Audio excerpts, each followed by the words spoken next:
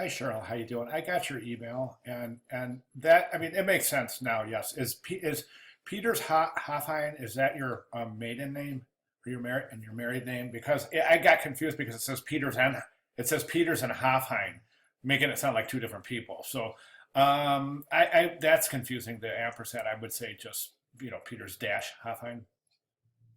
But anyways, what we have here is we have the two same logos, and the assignment asks for um, three roughs, and right now you've only got two. You've got the reverse of this one, and then you've got this one reverse on the black background. So you owe us another logo, if you wouldn't mind. I mean, I'd like to see some further experimentation, anyways, Cheryl, because there's this thing in design we say don't fall in love with a design, and that basically means that don't stick with something and think that right now you've fallen in love with this photos things. You're showing it in all four of your variations, and it's not very polished. It's not very good typography, and I don't know how to be more honest than that. So I'm just going to say it's just not. It's two things. It's not good typography, and second, it's not executed well. And what I mean by executed well is this. If we can jump in here, I can come over here. Whoops.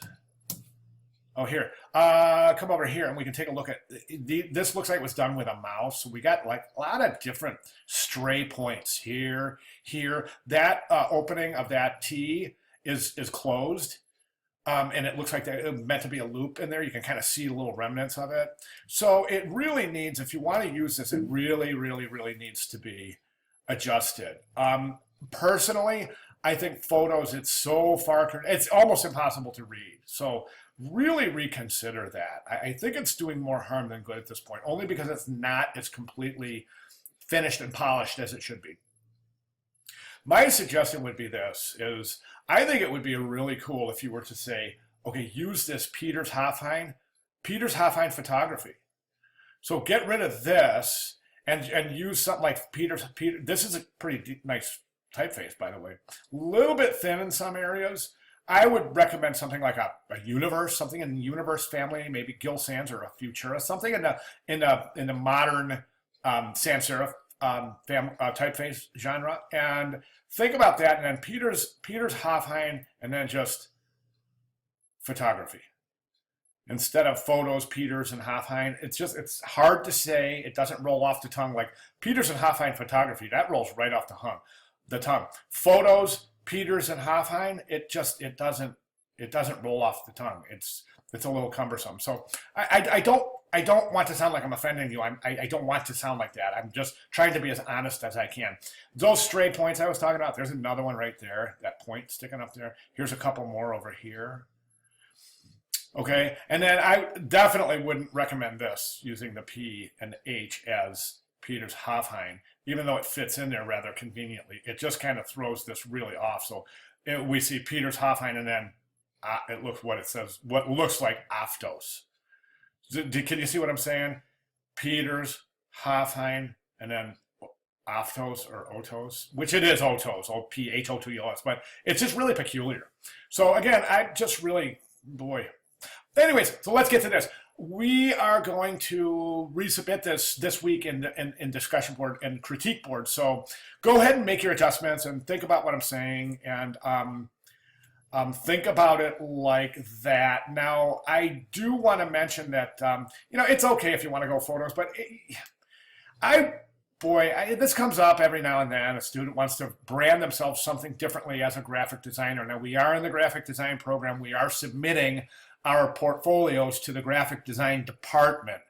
Okay, so just so you're aware, as a graphic design student, you're going to submit a photography portfolio or branding to graphic design. Does that make sense? So I don't know if you want to continue along that trajectory or not. I personally think that students should take this opportunity in this assignment to learn how to use branding, to learn how to develop a branding suite based on yourself as a graphic designer, because that's the program you just went through. That's how we know you. That's how we've gotten to know you through the last several sessions of classes we've had together. I know I've had you before. Several students have had. That's how Several students have been in your class before too, and that's how we know you. We know you as Cheryl Peters as a graphic designer, not Cheryl Peters as a photographer. So I think it would be a best opportunity for you to present yourself as such so that you can get comments and move forward and learn branding based on how we have learned you. So that's how we know you, so that's how we can comment. I hope that makes sense.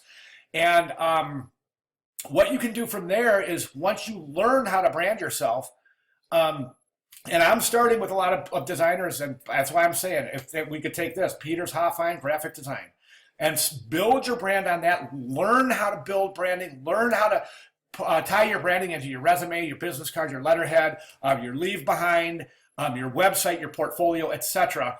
Okay, and then at that point, once you understand all that, yes, then you can go ahead and start developing a branding suite for your photography career. Okay, do you see what I'm saying? So I'm not telling you have to go in that direction. I'm just saying that it would make a lot of sense.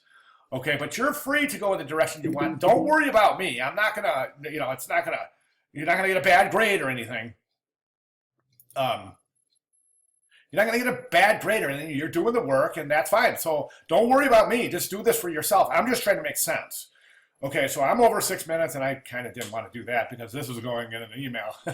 So I just wanted to be sure that I got this back to you so you understand right where we're at moving forward, okay? Any questions, let me know. Thank you, Cheryl.